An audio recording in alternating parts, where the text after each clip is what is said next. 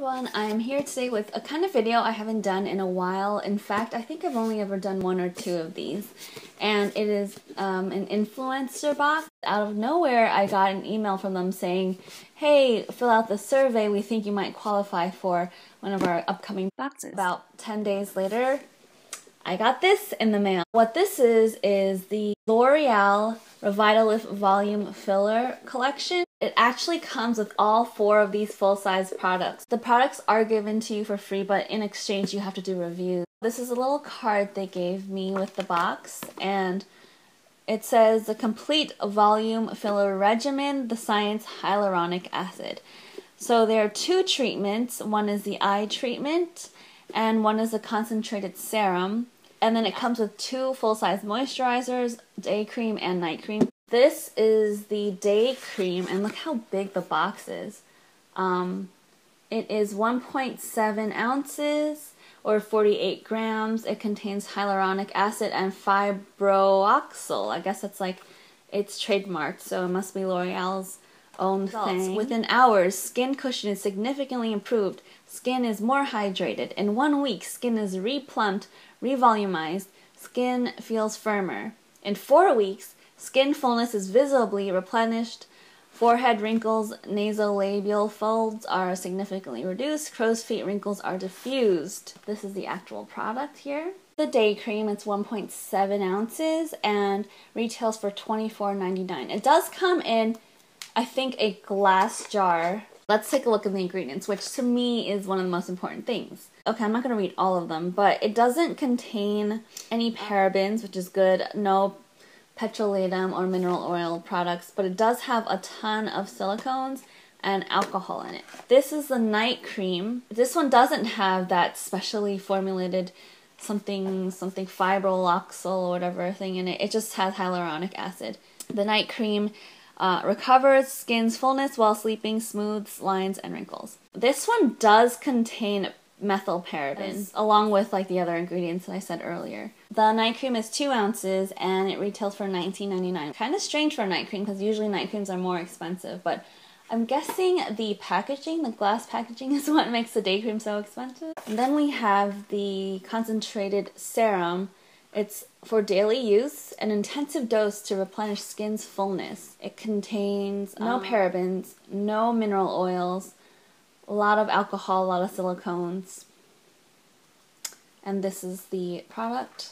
It's kind of gimmicky. It looks like a syringe and you pump it out going like this. The serum is also 0.5 ounces and it retails for $24.99. Last but not least is the eye cream. It replenishes under eye hollows, reduces sunken shadows, firms eye contour. It has caffeine in it as well. Use every morning and evening. So this is the full size. Has a gimmicky syringe look to it, but it does stand up on its own. And this contains dimethicone, a ton of alcohols, caffeine like it says, methylparaben. The eye cream is 0.5 ounces and it is $22.50 or $22.49.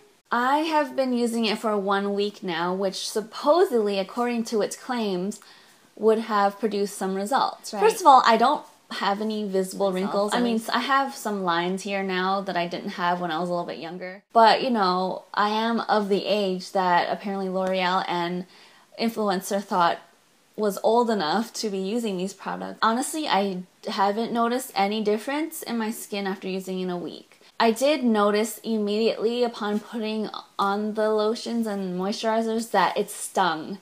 And the funny thing is, I did a little bit of research on hyaluronic acid, and it's not technically an acid, not the way that alpha hydroxy acid is, where it would sting. It's actually a glucose molecule, so I'm not really sure why it was stinging, and it was actually pretty uncomfortable for me to use. The eye cream and the serum did not sting as much. The day cream and the night cream stung way more than the others. And they're extremely heavily fragranced, which is another thing I wasn't really happy about.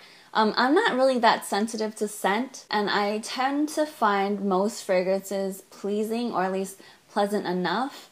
But these, while I find the scent pleasant, It's just so strongly fragrant. It just smells like a more mature scent. It's floral, but it's so floral. It's so strong. So if you're sensitive to fragrances, I absolutely do not recommend the night cream or the day cream. These are much lighter. They're more liquidy than the cream. They are really highly fragranced. There's a lot of alcohol in each of these products. Hyaluronic acid itself, the molecules are actually quite large. What it does is it fills the spaces between skin cells to sort of boost hydration and sort of like plump things up. It kind of reminds me of Botox when I was reading it. Like, it's used to lubricate joints and things like that and to like smooth it so there's no pain and things like that. And it's very commonly injected under the skin where it's the most effective. As a topical treatment like a lotion or an eye cream, it's not as effective just because the molecules are so large that they're really difficult to be absorbed. According to Paula's Choice, hyaluronic acid molecules has like a much greater capacity to retain moisture than any natural or synthetic molecule. I think it's something like 6 times as great in holding moisture in your skin. So what a lot of, I guess, cosmetic labs have done is create a smaller molecule called sodium hyaluronate, I think, and it shaves off a lot of the other like unnecessary parts of the molecule.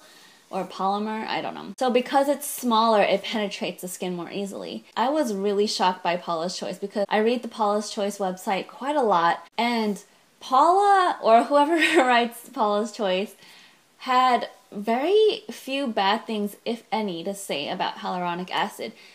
Basically, everything I found on the internet was that it's great for your skin. It basically can't damage your skin. It's good for all skin types, including sensitive skin and oily skin.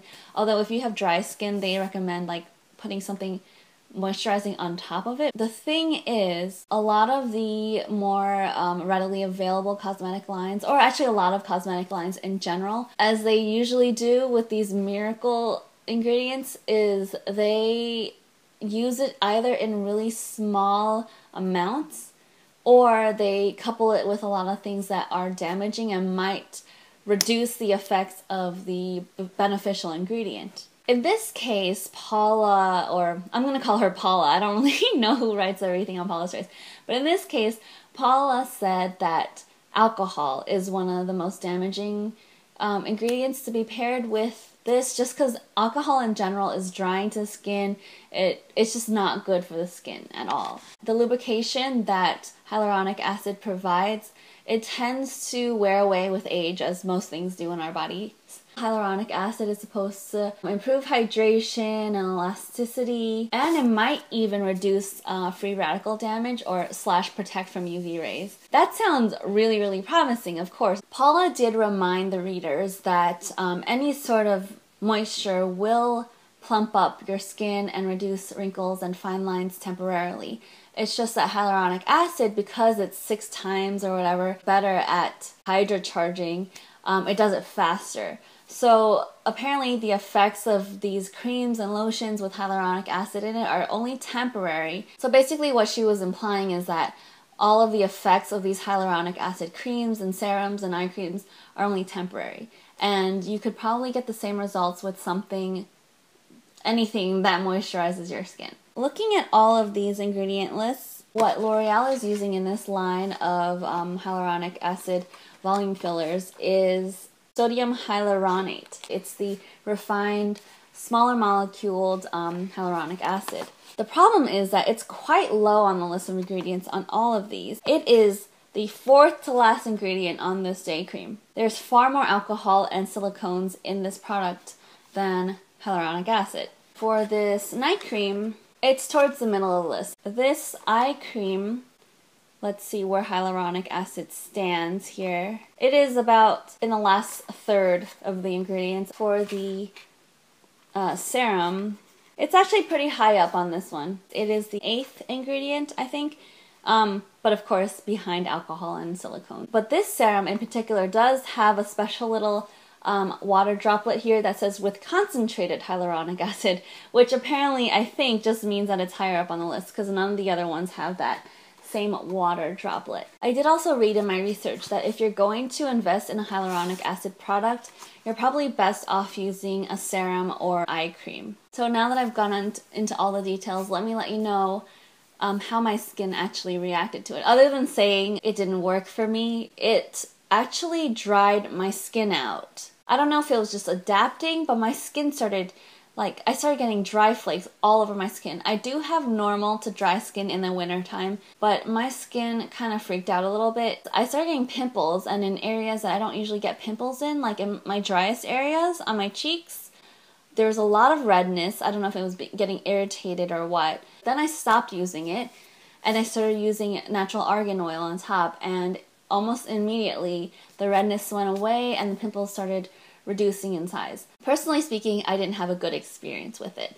I did browse some reviews online, and people there had only good things to say, so I don't really know. I did briefly look at the Paula's Choice rating for the serum, and it got a 1-star, and it got a community rating of 1-star as well, which means that users, people who have used this, gave it 1-star, but I think there was only one review, so that's not really saying that much. I thought the night cream and the day cream were too highly fragranced, and they burned my skin when I was using it.